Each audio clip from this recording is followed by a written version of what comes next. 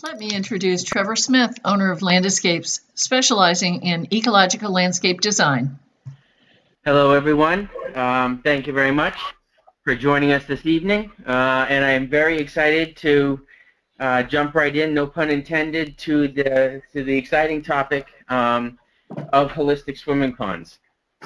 This is something that has been on a steady increase as far as interest and sales are concerned here in the U.S. It's really blown up over in Europe, and if anybody's been over to Europe and had a chance to look at or even swim in any of these ponds, it's a pretty incredible experience.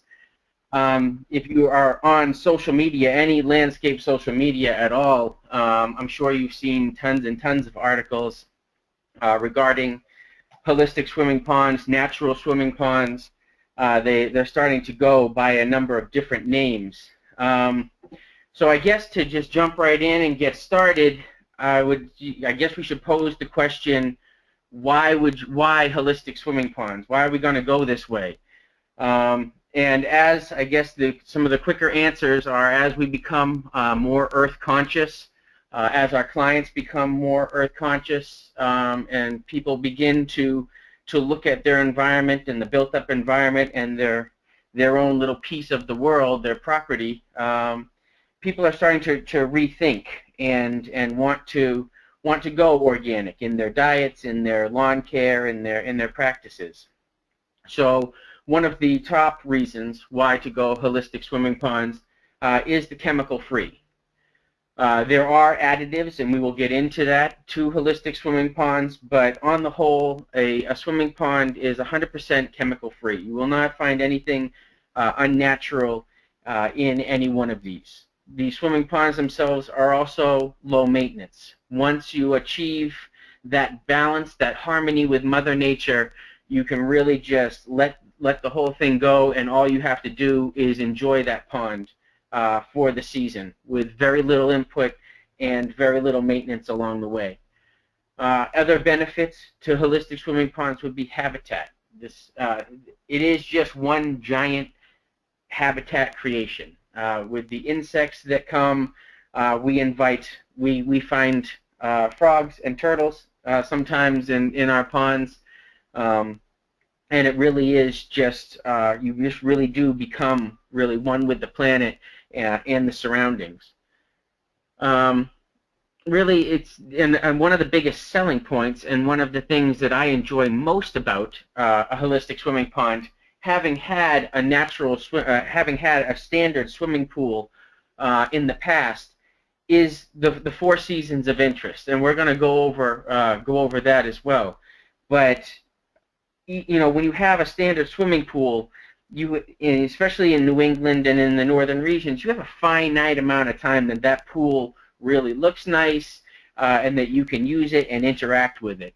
And when you have the holistic swimming pools, you can interact with that year-round. I mean, it's great to look at in the spring while the water's still cold. It's awesome all summer long and into the beginning of fall, and then even in fall and especially in winter. And depending on the size of your pond and how you choose to keep your pond, you can skate on your pond in the winter, which gives you that four seasons, which is just an awesome feature. I mean, even on a rainy day, you can look out and you're looking at this beautiful pond, and looking out on a frozen pond is so much better than looking out on one of those elephant tarps that you pull over a swimming pool. And just all in all, the natural beauty of the swimming pond. There are about, as you're looking around, as you've probably seen if you've looked at this stuff online, there are really, I guess, 4 styles of holistic swimming ponds out there. There are swimming ponds that very much mimic standard swimming pools. Some are gunite and some are with liners, and they're just surrounded by a regeneration zone. This is one standard. It's a great way if you're rehabbing an existing swimming pool, and that's just one style that's out there and that people look at and some people really want. The ponds that we will be looking at today, I have 2 installations that we'll be highlighting. They're both rubber lined, and they're both what I call farm pond style. Both clients wanted a pond that looked like it had been there on the property forever, and that they really just wanted to create a swimming hole rather than a swimming pool. But the overall is a lot more rustic. The overall upkeep and general idea behind both of these styles, and both styles, whether it looks like a swimming pool or not, are very much the same. So we can just get right into this, and everything starts with site evaluation. When you're addressing a site and looking at a site, you do not want to put a swimming pond too far away from the house. As with many landscape features, you want them to be close to the house. You want them to invite interaction. You want them to be able to be enjoyed from the house. So the first off, you want it in a relative close proximity to the house, and if you have the opportunity to go in the house, you want to make sure you have multiple viewing angles, either from the yard or from the house itself, which is really big key, for aesthetics and to invite people to interact. If it's too far off on the property, it won't get used nearly as often as it should be. Another good reason for keeping it close to the house is you will need power. Until solar panels and solar pumps, etc., come up to speed and can produce enough energy, you do need access to electricity. So this is another reason to keep it within proximity of the house. Now, people will say trees, stay away from trees, this and that. If you have a nice area, and you'll see both of these abut woodland, so there are a number of trees. Those number of trees really do just increase the maintenance a little bit. So if you can get it, and if you can be like out in the open without any trees around, that's going to lower the maintenance, but it shouldn't be an inhibiting factor if you are in a yard that is surrounded by trees. The other piece, and this is the big one that I will keep going back to, this is my main point whenever designing a water feature that I would really like to pass on, and that is to create a believable story. So when you are creating the water feature itself, when you're creating the swimming pool itself or the swimming pond itself, when you are creating the stream, when you are creating the waterfalls, should they have waterfalls, try to think of the story that goes along with it. Why is it there? How is it happening? And this is the best way to blend it into the landscape. Because if you can create the story right along, and I'm going to very much narrate the stories with all of these ponds, if you can create the story right along, then if the farm pond or a natural style is what you're going for, that's exactly what you are going to achieve. Now, both of these have waterfalls. One of them has a stream. Some of the standard swimming pool looking holistic swimming ponds just have a regeneration zone, and that regeneration zone, or what we'll call in here the bog filter, is the heavily planted area that all of the pool water is pushed through, and all the roots of the plants that inhabit that regeneration zone are where the majority of filtration takes place. So here, this site in these past two slides, this is down on Cape Cod, and this is of course, the befores of a gently sloped piece of property that goes right back into the wooded area. We didn't want to come too close to the house because of the slope, and again, they wanted it to look natural. So we worked with where that rhododendron is and that little garden is. We worked mainly within that area, which was, again, closer to the woods than I had ultimately wanted, but was most believable for the property because the property just naturally sloped in that direction. This is the other site, which had a existing rundown koi pond on it at the time. So the second swim pond that we created was actually a rehabbed fish pond. that was on this piece of property. So you can see the case of it really was, there was no filtration, there was really nothing. It was just a hole that held a lot of water at the time. So before going into this and getting into it, you're going to wind up asking yourself, you know, what do I need to do? What preliminary work needs to be done? And this is what I have come across in both of these situations. In the first pond that I showed you, which is down on the Cape, I went to the town and told them that I was building a swimming pond and drew it all out and submitted it like we were installing a swimming pool.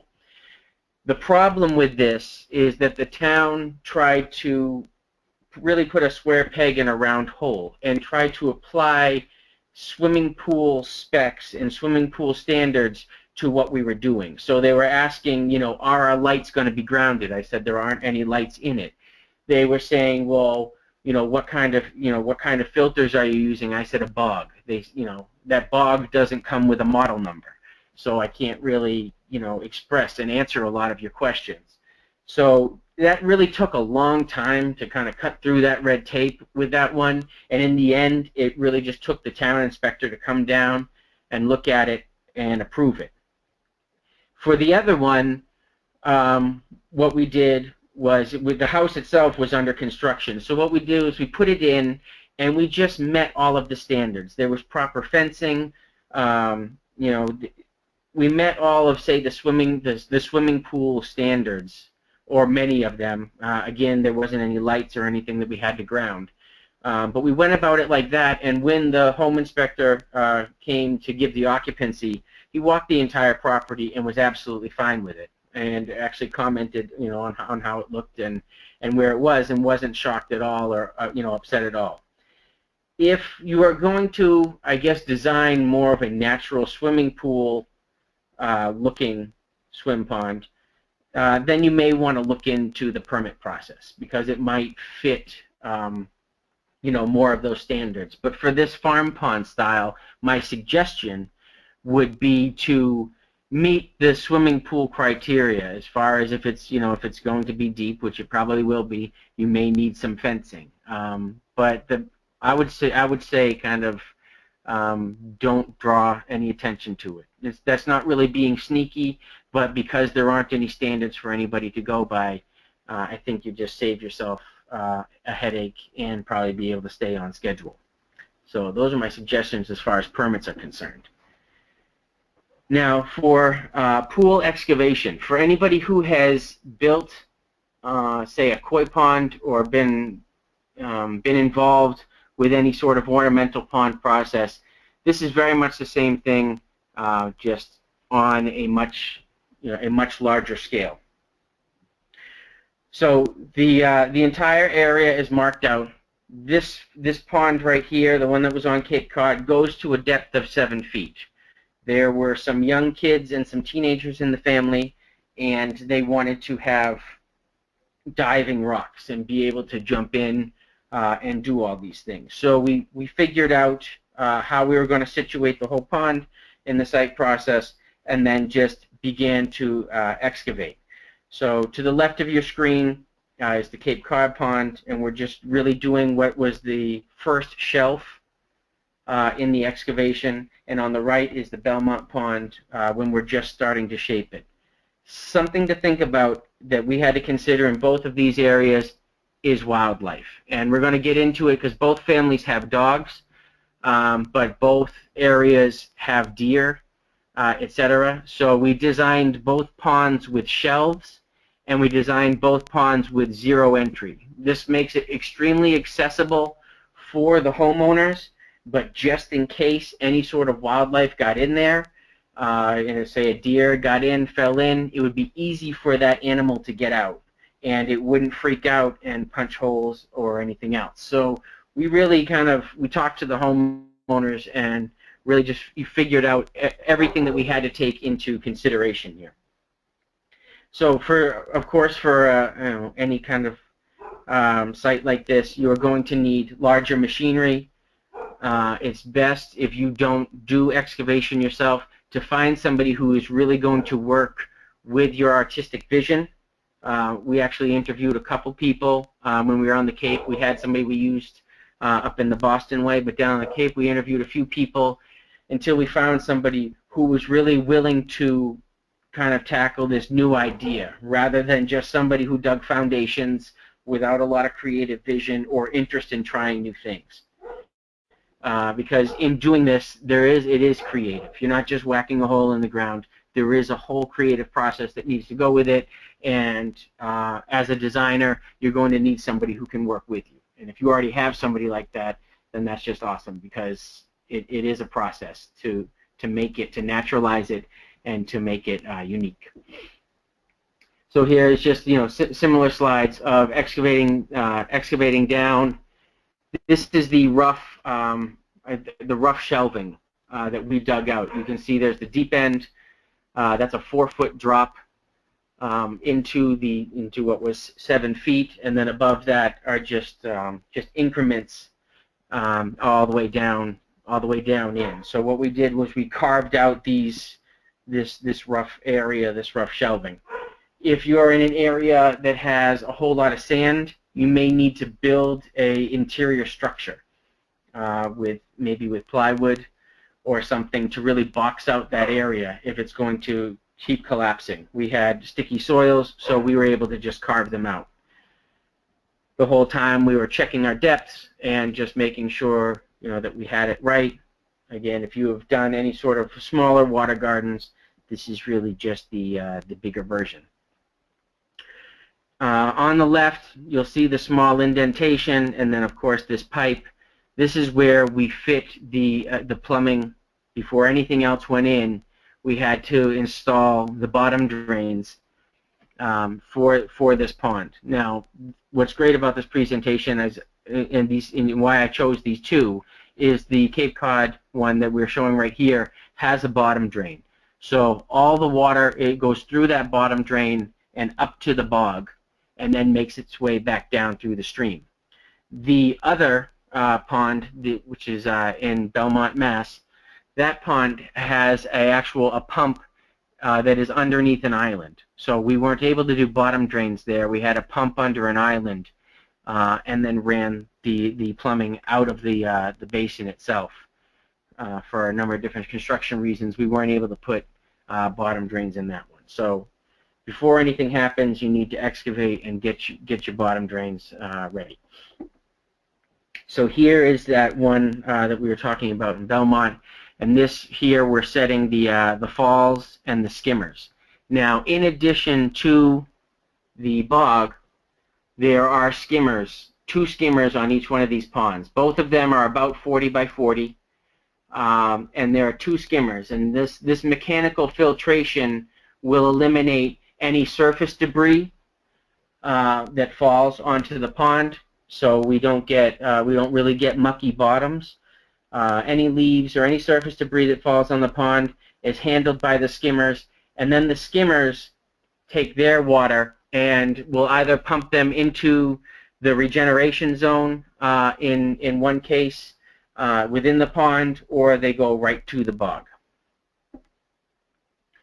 So here we are, this is just showing the shelving cleaned up, making sure that it's all sturdy and that it's free of the majority of debris, so we can get to this sand layer. Now again, we were designing somewhat for wildlife, so I wanted to have extra cushion. We're also using rocks, we're thinking of people, we're thinking of jumping, anything that can happen. So we have about 3-4 inches of sand over that shelving to add extra cushion and to really kind of ensure that longevity. And you can see down at the bottom, there are 2 bottom drains already worked in down there. After that, again, this is pretty standard. This part is pretty standard pond construction. We put in underlayment, a woven fabric, geotextile underlayment over that sand layer. This allows the earth to breathe. It allows for gases to work their way way through, and then they just move up and around the rubber membrane. It also helps really maintain the integrity and, of course, protect the liner. So once that underlayment has been worked in, then we bring the liner in, and again, it's just stretching a large rubber liner over the course of the whole piece. And this, you can see in that last picture, there the bottom drains again, brought up through the rubber liner. And this basically is the essential foundation of what will be the swimming pond. Of course, you have to have access. Now, I mentioned that both of these ponds have zero entry areas, but we also wanted to have stair areas. So this is that pond that we were talking about down on the Cape.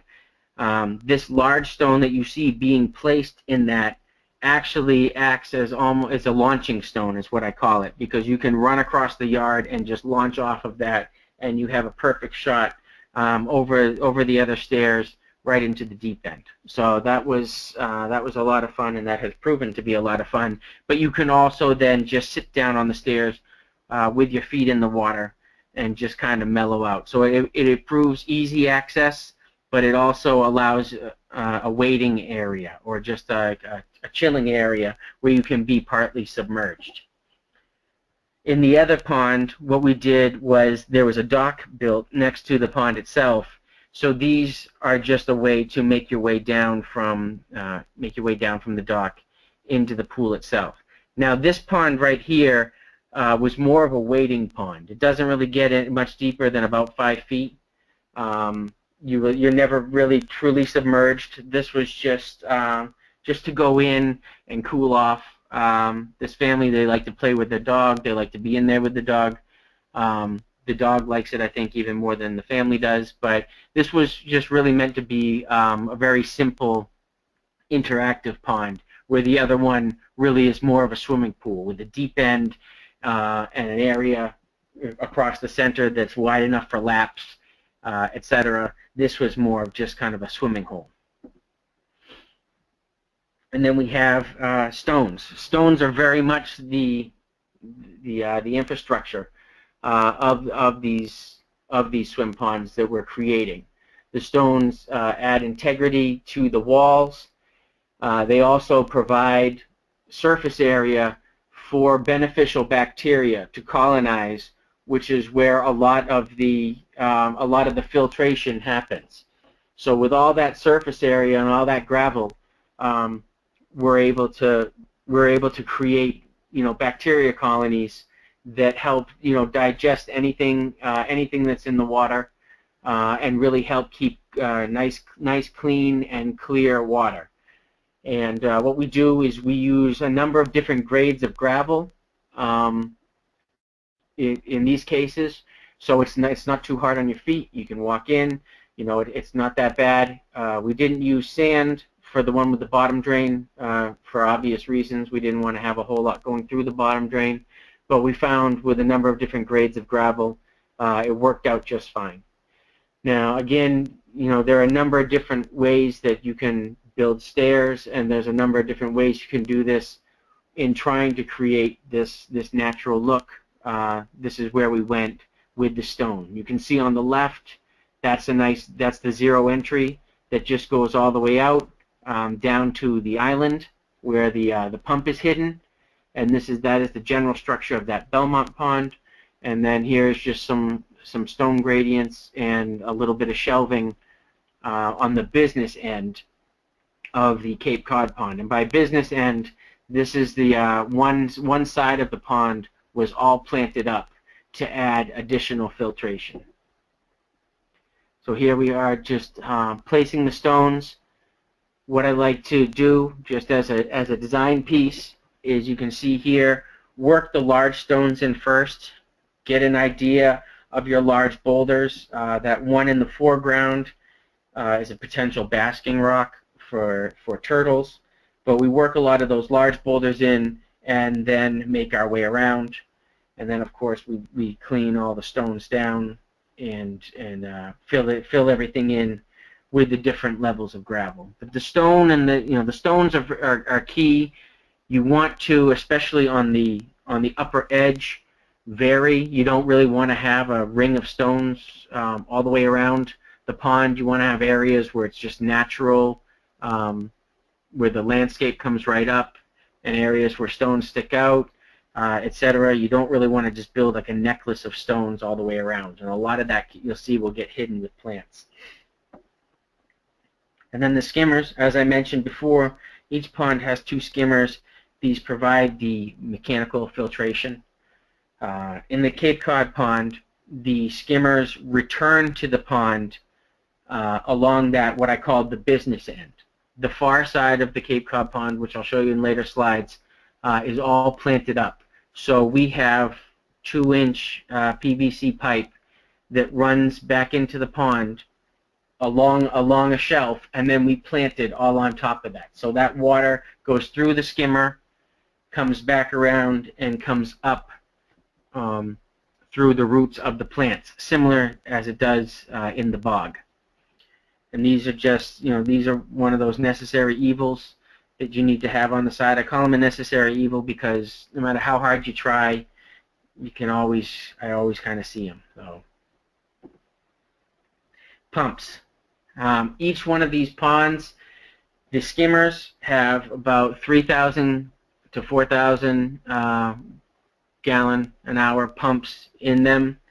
They're moving that, and then the main pump in both is a 1 horsepower. So there's about 50 in each pond. There's about 55,000 gallons of water in each one, and we turn that over about once or twice a day. If the whole system's up and running, it will turn itself over a couple times a day with all fresh water. Otherwise, it usually turns over about once a day. The filtration and turning over the water is the biggest piece, of course, to all of this. That water movement is what keeps it so clean. Where we're not using chemicals, we need to pass that water through all the filtration areas within the ponds. And then this is my favorite part, the bog filter, because it's absolutely what I find to be the gem of these water features. I just think they're absolutely gorgeous, and anybody who has a swimming pool knows that you kind of have to somehow figure out how you're going to hide that ugly pool filter system, whether it be behind a shed or what have you. Well, when you have a bog filter, you can just drop that right out in the open, and it's absolutely gorgeous. So the 1 horsepower pumps in each one of these pools is pumping that water into the bog itself, into the bottom of those bogs, where it comes up, it works its way through all the roots, through all the gravel that's in there, and then spills back in into the pool itself. So this is an example of the one we have down on the Cape. In that upper portion, that is the 12 by 12 bog we created uphill from the pool. So it's really a garden next to the house, and the stream just connects the two. In that lower picture, we are trenching for the pipe to run from the pool itself up the hill, the 70 feet to the bog. And the bog itself is very easily constructed. We use these aqua blocks or matrix blocks that we also use in rain harvesting systems. This is a great way to give your bog structure.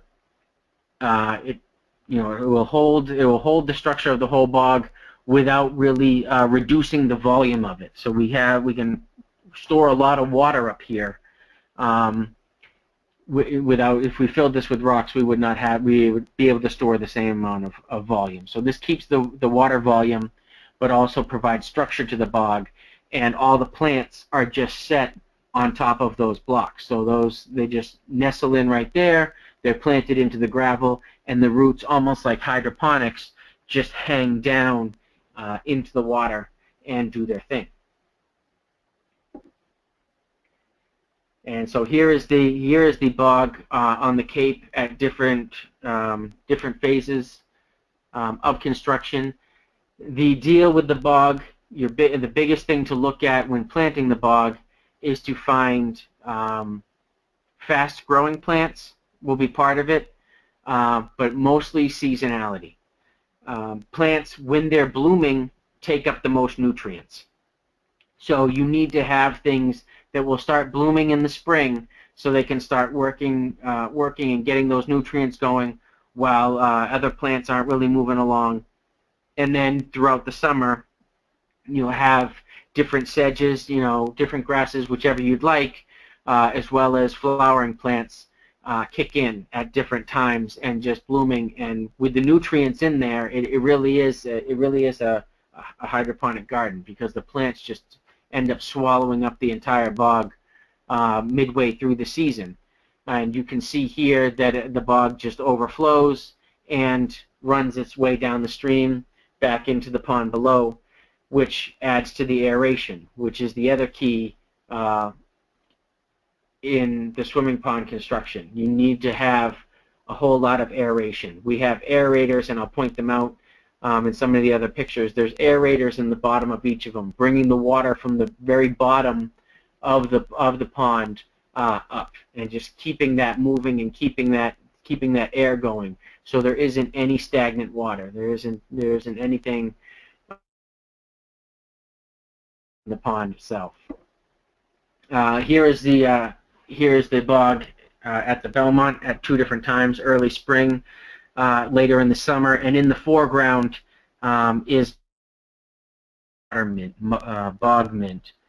And so this is what I meant by something that's really fast growing. That starts off just real teeny in the spring, and then, just as all mint does, just goes crazy. But to go crazy like that, it's drawing on a ton of nutrients. And you will also see that we used log accents to help naturalize the area, and we work logs and stumps a lot into these farm ponds. Here is just a expanded view of that Belmont pond with the bog, and you can see that it spills back over the edge into the side.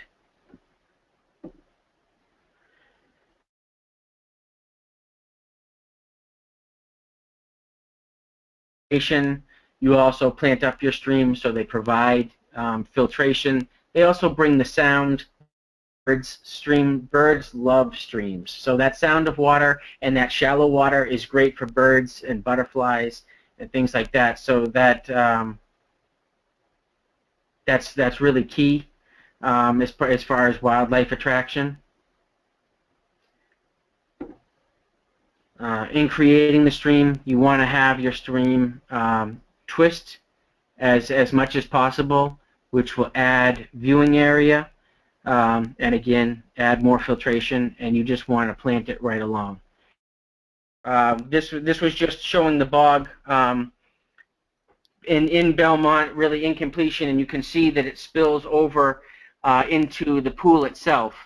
And then, as I was saying, with the streams, they're really great for creating aeration and additional filtration. We plant up the sides of the stream.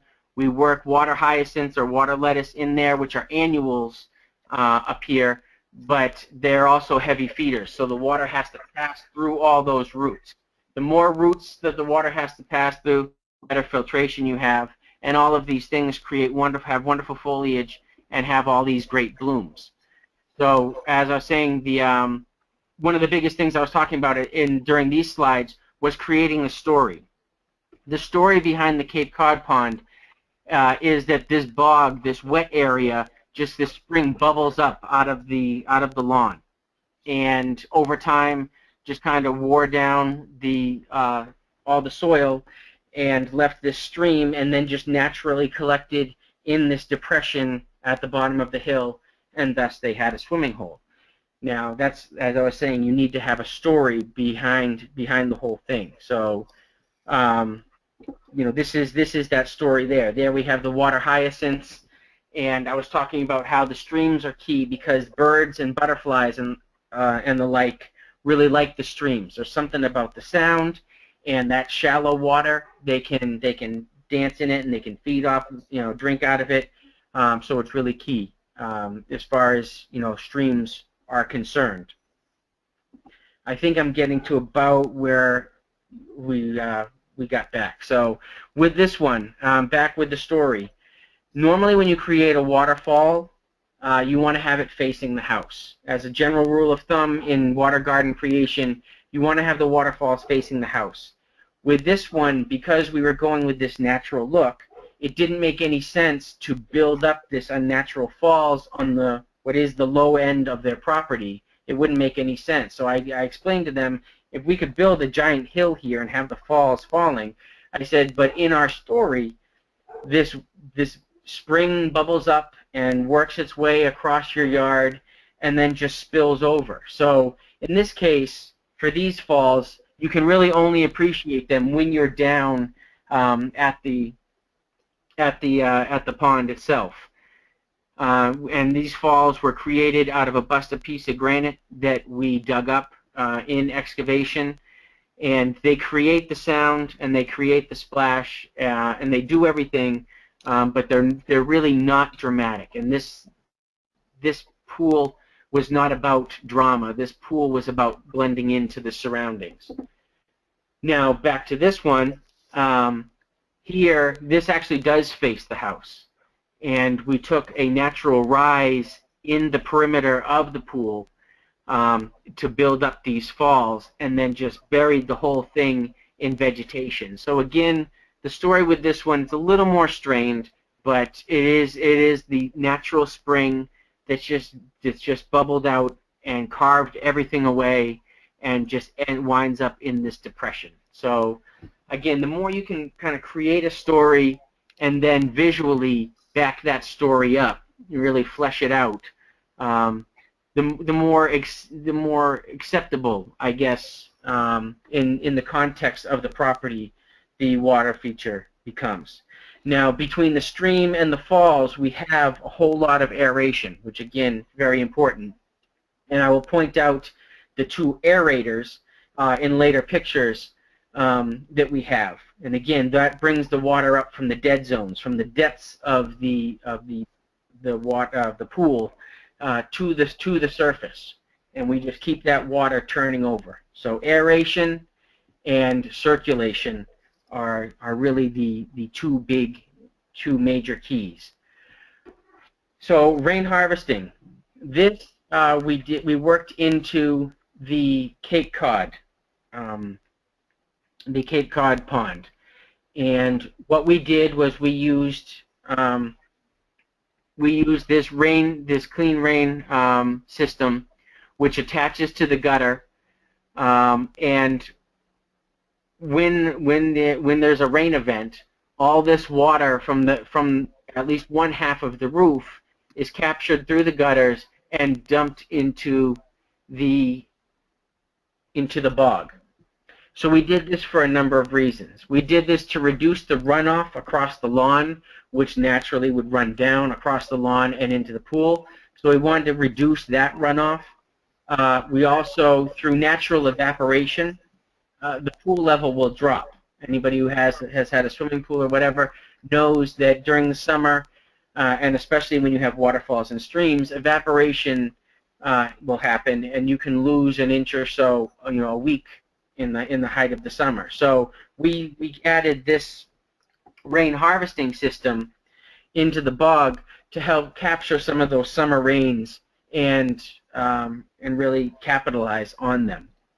So this is a very simple system that allows the first flush to make its way through the gutter, that first inch, and then there's a sensor in there. It's basically like a sponge that after that first flush has gone through with all the toxins, anything after that is diverted into the bog.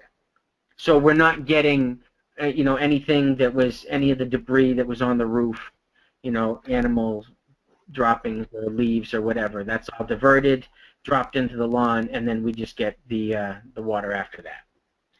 And then here is the overflow, because of the pool itself was at a low depression in the property. And again, to make it all make sense, you can see the stream comes in one side, bubbling up from the spring, and then has naturally over time an ephemeral stream is created out the back, and that's really our overflow. If the water does get too high, we created just this little rocky stream out the back, but again, working it into our story. Now, we'll go into just wildlife. This is something that we encourage in both of these ponds. Both homeowners wanted to really go natural with it and really encourage. So we created reedy areas. We created conditions that were perfect to attract, all sorts of wildlife, and they didn't mind that. When you go with the natural swimming pond, you need to be somebody who doesn't mind swimming in a natural body of water. So it is totally clean and it's totally healthy, but you are sharing it with, nature's creatures. In the Cape Cod pond, there are ducks that have made their home there, especially in the spring. They come through. They're not there really much during the summer, but have come through and just kind of hang out in the spring, making their way. You can see we have the dragonflies, and then of course, with all the floral around, we have all sorts of bees and butterflies. So this, to me, as a designer looking at this, I look at this and say, wow, we've created a successful habitat for both people and for planet. So I look at these signs like the dragonfly and see that as success. Now, if you have a client who's a little shy of these things, I can't say you'll never have frogs, but you don't need to build the basking rocks in there for turtles. So eventually turtles may find their way there, but if it's not a habitat conducive to them, that's okay. So you just need to really, I guess, think about it and find out from your client if they want a chemical-free swimming pool or if they want a swimming pond. And they're both very much created the same, except for looks and I guess design-wise. One just is a swimming pool with a regeneration zone. This is an entire entity, an entire water feature to encompass everybody. And then there is this situation that I ran into once. No, Vern, there is something on your neck. Sweet. Leech it! Oh my God! Indefinitely, if you create a really nice habitat, somebody's going to come along and they may have a leech on them. So this probably, in the Cape Cod pond, at one point in time, we had little leeches, nothing that big. But the client called me up and said, we have some leeches. What do we do? They were not pissed, which was great. They saw it as it was a healthy habitat and everything went really well. This probably happens more in these farm pond styles. Is something that you may have to deal with rather than the swimming pool style. The way we dealt with it in this farm pond style was by the addition of fish. Neither client really wanted fish in the beginning. They didn't like the idea of swimming with the fishes. But the moment we added a couple of shabunkin goldfish, which are the ones that almost look like koi, once we added a couple goldfish, the leech problem was taken care of in no time. Within a week, there weren't any more leeches. And the client really didn't have a problem because when they were in the pool, they didn't see the fish anyway. But when they were relaxing and having wine at sunset by the side of the pool, the fish would come to the surface and they thought that was cool. So again, we in both of these examples, we've really gone the natural wildlife route, but it's the mechanics are basically the same. And the leech is something that I just wanted to point out because it is it is something that you come across when you're creating a natural habitat, but it's very easily remedied. There are chemical leach treatments that you can use, that you can find, but they require, the pool not being used for a little while they do their thing and while they dissipate. The other way to keep a natural swimming pond leach-free, which I will show you in a little bit, is by keeping the muck off the bottom. And there are enzymes that you can add to the pool to keep the muck off the bottom, because that's where the leeches breed. So if you have a relatively clean and muck-free pool and a couple fishes, you'll never have any leach problems. But this right here is my favorite part of it all. The fact that you can have people and that you can have puppies, everybody doing their thing in this habitat. You don't have to worry about any chemicals. You don't have to worry about your dog's skin, your dog's eyes. You don't have to worry about your children or anything, anything of the such as far as chemicals are concerned. And the way this is set up, they are absolutely conducive for everybody's enjoyment. Now, that being said, both of these, well, actually the Cape Cod pond has an option of a UV sterilizer. So when everybody's down there in the summer, around like the 4th of July, and you get that summer heat, and the dogs are in there, and the kids are in there, and everybody's in there, there is the option to divert the water through a couple UV lights, which will just aid in maintaining Mother Nature's balance. The filtration and everything is there, but with a whole lot of use, as we find with town ponds, etc., after that whole lot of use, and once you get into the summer heat, sometimes the bacteria levels climb. So in July, when they're really using it a whole lot, they just divert the water through some UV lights, and we've maintained a perfect balance. But like I said, the fact that you can have puppies and people and everybody just loving life is one of my favorite aspects. So here we have just an example of the seasonal enjoyment with the apple blossoms, but we'll just hang out and enjoy that. And then the dogs, they always just love the water.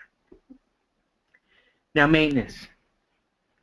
This is where we'll just get into it, and this is where I'll just show you how easy this really is.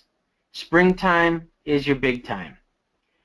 In the spring, in the fall, we put a net over the pool to capture many of the leaves. That can be removed if you're going to be skating on it. Otherwise, if for instance, on the Cape, they're not there that much in the winter, so we just leave it up all winter. But you start by removing that net and removing all those leaves, and then we pump that pool down to the first shelf, which is only the first like 10 inches or so, which is where everybody really enters the pool. And we do that so we can rake up any leaf debris that's fallen in and get that entry all nice and clear. Any leaves that get in there and start to decay will just lead to algae blooms later on down the road. Those buckets at the top are for the fish and for any other wildlife we find. So here we have toad eggs. In one of them, there were just tons and tons of clusters of toad eggs. So we gathered all those up before we pumped it all down and put them all in the water, in the buckets, and then return them to the water on the other end. So in the spring, we just pump it down, we clean the edges, remove as many leaves and everything as possible, reattach the pumps, because the pumps get detached in the fall. So in the fall going on, there isn't any filtration. The whole thing gets shut down, and it's just really a pond in its natural state. So in the spring, we put the skimmers back together. Here you can see we spray out the filtration mats, put the pumps back in them, and get those up and running. Again, with the power washer, we're just washing down some of the stones, washing out the mats and all of the filtration. Here's the debris baskets, making sure that those get cleared out. Again, this is just real simple and not much more than a standard swimming pool. We try to get going on this as early as possible, around, say, April, so that the bacteria colonies and that the pool can get up and running and find its stride by summer. And so we move into summer, and this is all we use for the most part all summer long. Occasionally, we'll do there'll be an addition of an algicide if we get any sort of an algae bloom in the stream. Sometimes in the heat of the summer, you get like a string algae bloom. We just head that off real early. But the microbe lift is the beneficial bacteria that keeps it clean. That's what forms the colonies on the rocks. This is just what we use. There's a number of different brands, but that's really what gets your water clean, what keeps it going, what keeps the whole pool healthy and nice. The muck away is our first or second line of defense against the leeches, because if any debris, any leaves or whatever do fall to the bottom and anything starts to decompose down there, this is just, again, natural enzymes that just eat through that layer. So you don't have that slimy bottom. It doesn't get gross. We just add these things, the muck away. We usually add like every other week. Once the system gets going, we just add that microbe lift about once a month, and you're just good to go. So that's really it. The main maintenance all season long is just making sure that the skimmers are clean. And that's just like a normal swimming pool. So there really is very, very little going on at the time that you want to be enjoying this. And then again in the fall, we just stretch a net over the pond to catch it. Now here's the perfect picture where you can see that we have the aerators within the pool. Now if these are left on, if you do have a lot of fish or a lot of wildlife in there, you want to leave these on to keep oxygen in, but you won't be able to skate. So we shut these down in the winter so that it all freezes over and you can enjoy straight through the winter. But this is just a perfect picture and example where those aerators are still going, bringing that water up from the bottom. So that's really the gist of maintenance. And then this is a picture sent to me, the client sent to me with their winter pond, all frozen over. This is down on the Cape, and with the snowy stream, and it's just perfect. And like I said, 4 seasons of interest. It's just absolutely, to me, it's just absolutely gorgeous. So here you can see the aerators. This is just the summertime pond on the Cape with the 0 entry and just tons of vegetation. You can see that back area with the dogwood and the sambuca. That's what I've called the business end. That's just heavily planted all along that end, and that's where the skimmers return to.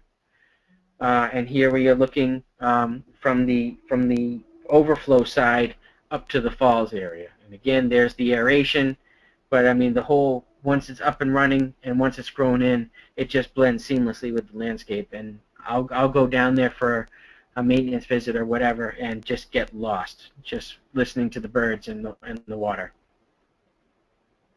Here we have a little frog there in the foreground, and you can evidence that the clients have been down there enjoying. This is still down on the Cape, and then here we are back up here in Belmont with the summertime pond. Still, this is early summer. A lot of the vegetation within the pond hasn't grown in yet. But you can see everything's just getting started, and back up to the house from the other side of the pond, and you can see there's an aerator in the front there. So the selling points, if you are able to get somebody to express any interest with this, these are to me the main selling points. The fact that it isn't a lot of maintenance, that it is chemical free, and the year-round interest, which I think is the biggest one, because anybody who's had a swimming pool knows how frustrating it is to have all that expense, to have all that maintenance, to not be able to use it whenever it's cold, or to have to shut it down, and this and that, and just really you don't get to enjoy it, and you just look at a cover for the majority of the year. To me, the year-round interest is the big piece. Now, the money. What do these things cost? These run about the price. You can tell people they run around the cost of a gunite pool. So they're about $55,000 to $65,000 to install, depending on how intricate you get. And they can be a little more, but like a standard rubber liner pool, if you have a pool company come in, they can probably get it in for around $30,000. I like to say 60 to 65, but you could, a smaller one of these, you could absolutely get in for the 50-55 range. So those are about the numbers that you're looking at to get something like this installed. And then, of course, you either need to teach the client how to maintain it, or you go ahead with the maintenance program. And there's all of my contact information. So should anybody on sell one of these, want any more information, I would be happy to give you more information or work with you on getting your first one in and making sure that it's up and running and it works well. So please do check it out.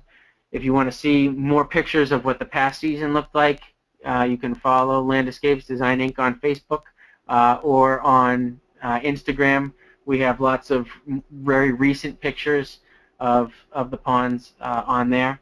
And I thank you all. I apologize for the hiccups, but I thank you all for sticking with it and staying with. And I hope to hear from you. Thank you.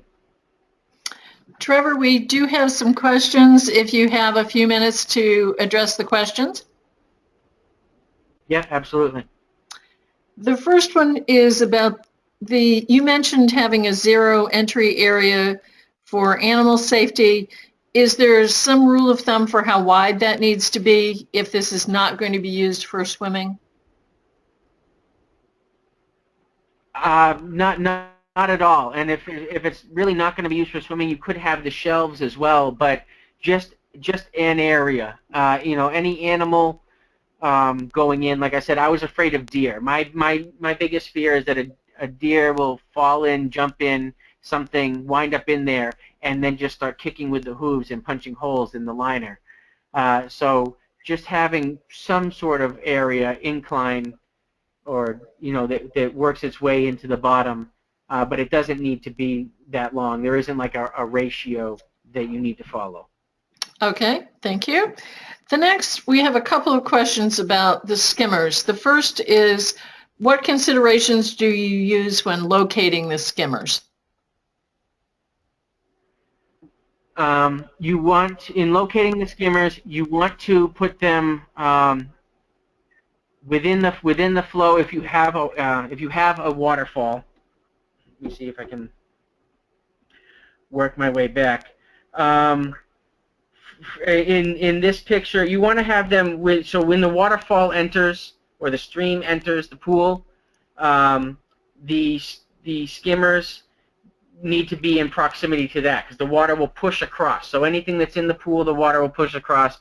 You also want to have it in wherever you think like the dead zone might be. So at the entry point, or across from the entry point, here you can see one of the skimmers to the far left. That gray square is the skimmer, and that one's the one near the falls. The other one's exactly on the opposite side, just out of the screen.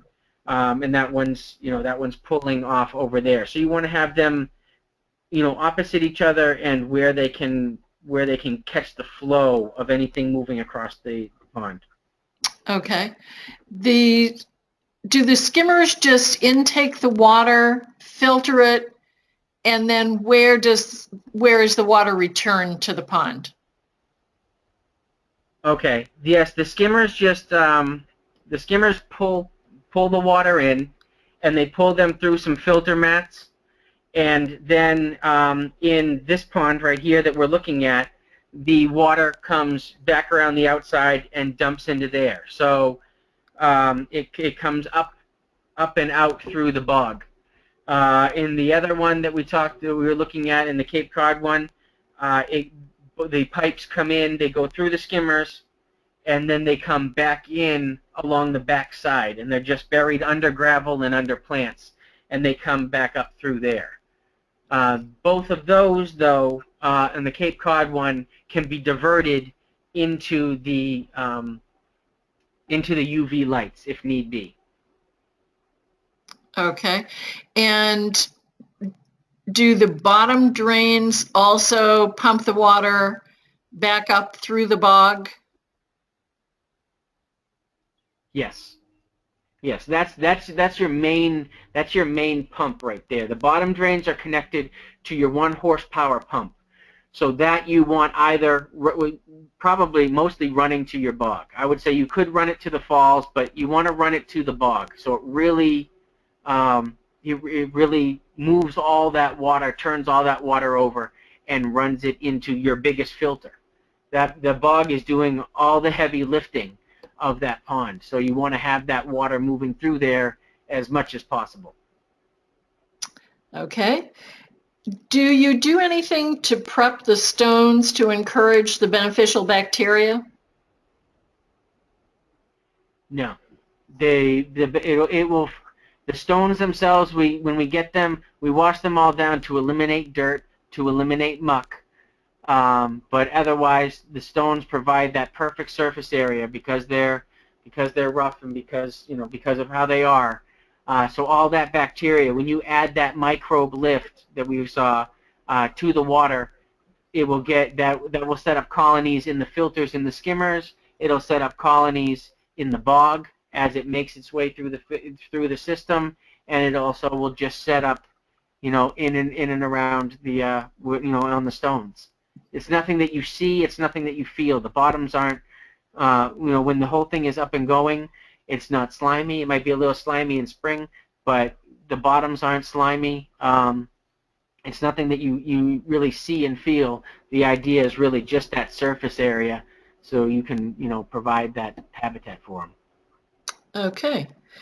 Does the overflow stream go into some sort of ground reservoir, or does it just run off? That overflow stream that we were looking at just runs into the woods because the whole thing just backs up to the woods, and it never really has much more than a trickle. I've never been there in a major rain event, but I've been there during rain events or just after, and it never really has more than just a slight trickle kind of moving down it, and it just runs off into the woods. Now, if you needed, if need be, you could have it run into a dry well, or just bury the system.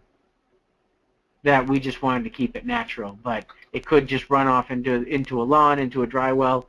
I mean, it's great water, so whatever it's running into, it could run into a rain garden. If you think there's going to be enough overflow, it could just work its way into another bed. Okay. Are there any concerns for siting a pond in an area where there's a high water table or where the seasonal groundwater is quite changeable? As with any water feature, if you are dealing with a high water table, there are a couple different methods that you can use that we've used in the past. What I've had to use on ornamental water features in the past are little vents. So when the water builds up too much underneath the liner, there's like a little pop vent in the liner that allows the water in. Something that I used in another wading-esque swim pond was an interesting vent that really just runs. It's almost like a hose that you bury underneath the whole water feature, and it just provides an out. It's almost like a drain pipe, and as it fills, it just provides that out, and it just dumps out up and over if the water level gets that high. If you are in a situation like that, you do run the risk of what we call whales, where the liner will bubble and you just get it looks like a breaching whale. So if the water table does get that high and you don't take that into consideration, you do run the risk of displacing the liner, even with all that gravel. But that's something that's site specific that you would need to consider. Okay. Is there a company or brand of UV light system that you recommend? I do not. There isn't anybody that I've really fallen in love with or recommend. The idea is just to have on that Cape Cod one we have two, one for each skimmer, and the idea is just to have something that's going to be strong enough to balance out, because like I said, during heavy use or if there's a bunch of dogs in there or something, you're going to throw off the nutrient level, and you're going to get an algae bloom. So you want to have, you know, something that'll help you kind of keep that balance there. But there isn't a brand that I love. Can you explain what the fabric was that you used under the rubber liner? It's called underlayment, and what it is it's a geotextile. It's a non-woven geotextile that just goes under, and again, it helps provide puncture resistance, you know, between that and the sand, but it also allows for gases to, you know, to move through this, you know, to move in and around. So you're not just putting the rubber liner directly on soil. It kind of creates a little vapor barrier. And can you quickly go over the drain installation? Just a quick overview. The bottom drain? The bottom drain. So for the bottom drain, during excavation, you need to site where you will put your bottom drains. Again, we used two that connected by a Y fitting and then ran out through out of the pond and into the 1 horsepower pump just above, you know, through a pipe. So beforehand, you need to excavate an area basically in the center, best possible, and make sure that it's split. So at equal distance, I guess, or splitting that area at the bottom of the pond. You want to have each of your drains. So you need to excavate those beforehand and get those set up. And then as you put the underlayment over, and then as you put the liner over, you need to cut those drains through, and then you seal them. You know, you seal them, you pinch them off, so they're below the whole pond, and then you put a seal over the whole thing, cap it, and so that it runs, you know, from within the pond out of the pond, but it's actually cut through the liner. Okay, and we're running a little late, so we're just going to take time for one last question, and that is, can you recommend a book or a web resource for the filtering bog plants?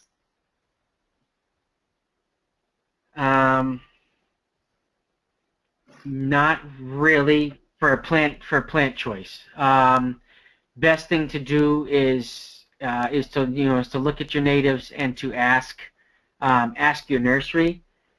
A book that I love as far as water garden construction is, and what gives you a lot of good guidelines in naturalizing, it's called The Rise Method, and it's RISE by Rick Bartell, and it's more about stream and waterfall construction, but it really does give you great pointers on how to make your water feature look natural. But again, that's more for streams and waterfalls, and it's called The Rise Method, RISE. Rick Bartell, BARTEL, is the author, and that's really my favorite water garden book. When it comes to plant material, I have some of my favorites, but I've also just worked with the nurseries. A supporter of the ELA 4th Generation Nursery in Mendon. If you're around this area, they have a great variety and a whole lot of knowledge. So you can give them light conditions, and you can tell them really how much filtration you need, and they will help you figure out the bare minimum of plants you need to add to make that happen. But as far as, especially in a swimming pool, but in any water feature, plants are not an option. Sometimes people like to add them after. You know, you really need to build plants in right off the bat, and maybe add more plants later on. But you need to figure out what how much you need for filtration, and go from there. So with both of these 40 by 40s, I started with about 50 plants of different varieties within the pond. 30 within the pond, and then another 30 plus up in the bogs.